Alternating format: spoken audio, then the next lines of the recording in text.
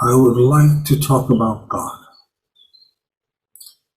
Now, God is a subject that has traditionally been one that's hugely divisive.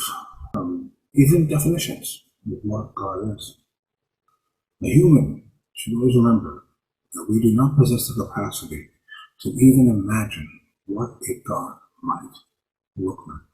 We simply do not have that dimension to us and to our world.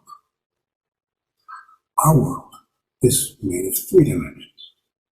The only way to perceive the actions of a God would be if we were able to exist in 4th dimensional time-space, because time is the 4th dimension.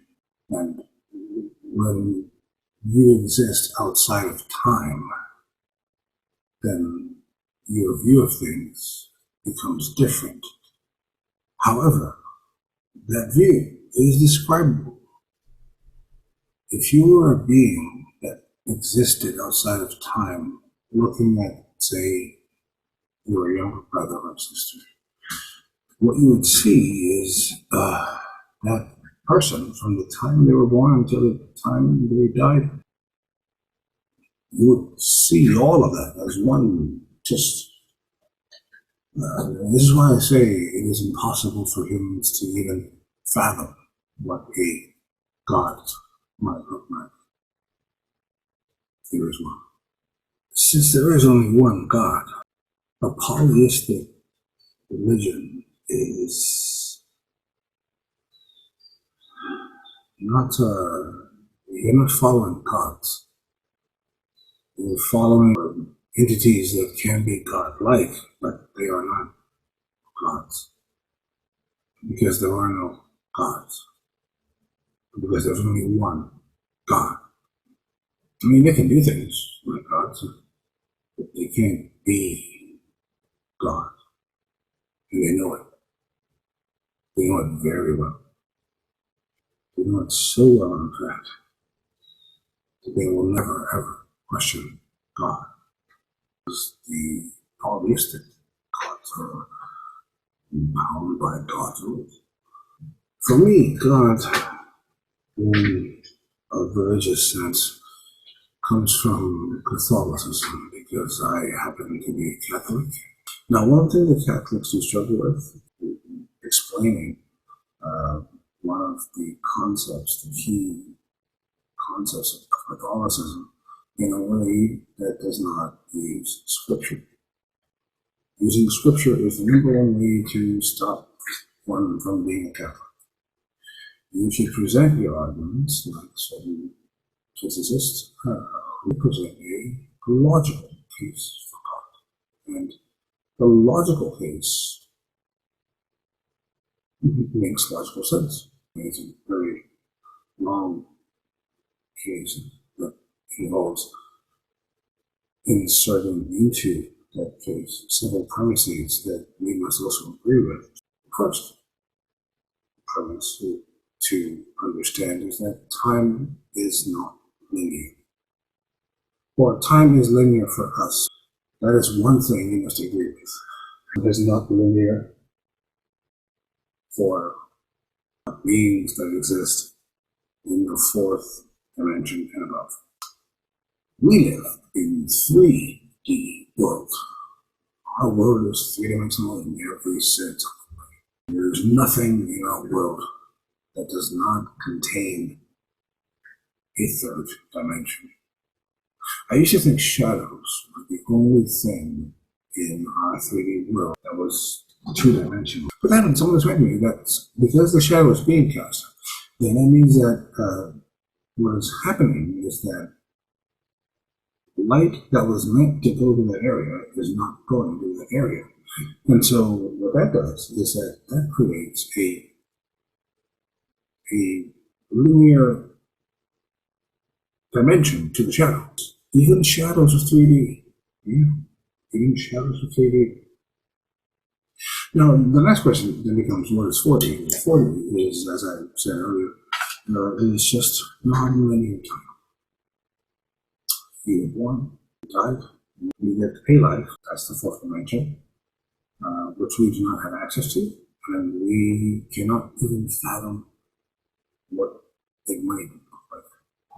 We simply do not possess the capacity to fathom. It's quite important that people understand that component to it, that humans literally do not possess the capacity to fathom what that reality, a fourth dimensional reality, might look like. An example would be if a 2D world does not have a third dimension, and so if a third dimensional being were interacting with a two-dimensional time space, your third dimension would be invisible to them because they do not possess the capacity to even fathom what a third dimension would be like. For us 3Ders, if we try to fathom what a 4D looks like, this is impossible. We can make some nice pictures of it. Now, the fifth dimension. So you were born, and you've lived your life up until this point, and then one day you'll die. And so that would have been your life. Now, the fifth dimension says that there was also a version of you that was born and then died a day later because sometimes babies die. And so because there are those two versions of you, then there are infinite versions of you because there is something called choice. You have a choice right now. There was a version of you that didn't make this video. A version of you that did something else. There's a version of you that's not watching this. It's infinite. Because it's infinite, that's how you know it's made by God. It's a very cool place, seeing all the different versions of yourself. Knowing the outcome of the course of action. So that was the first premise. Now the second premise, you have to understand, is that we humans are the pinnacle of evolution on this earth. And so there are beings on this earth that are similar to us in many ways, but we ultimately control every aspect of their world. We ultimately know more about them than they even know about them themselves. And that animal is the monkey. The monkey lives in the forest, is cute. Monkeys are cute, but the monkey cannot make the axe that cuts down the tree that he then cuts the wood into the shape of a ship, and then he attaches sails to that ship and he sails across. No, first he navigates from his usually Indian part of his uncle to the coast with his ships, and then sets sail and find humanity.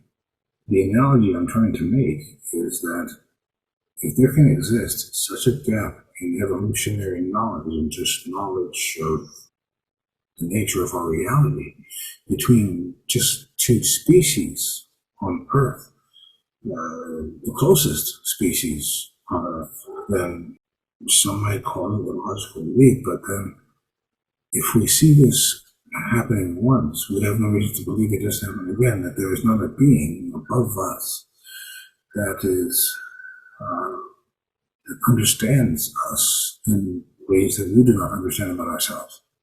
Just like, for example, a monkey has no idea how his heart and lungs work. He has absolutely no idea. We do. We know how it works, but he doesn't.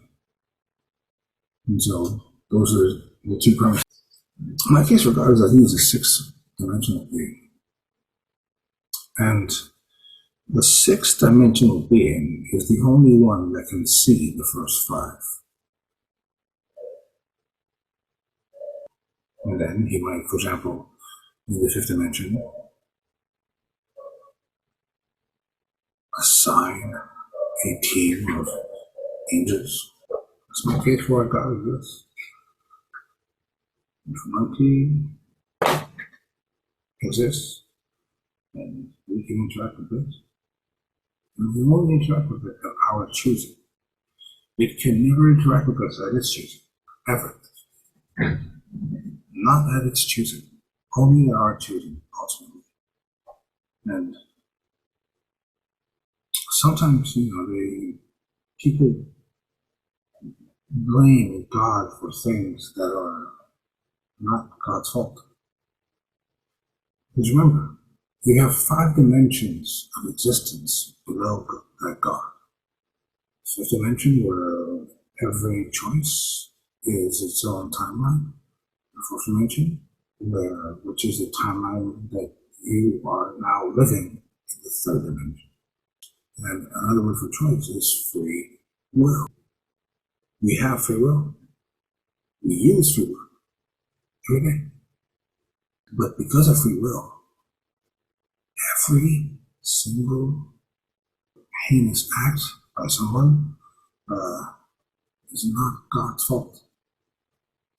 It is a choice someone made to do.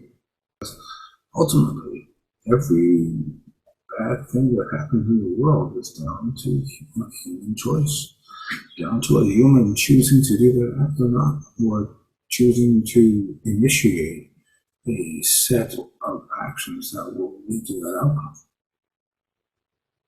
It is what it is.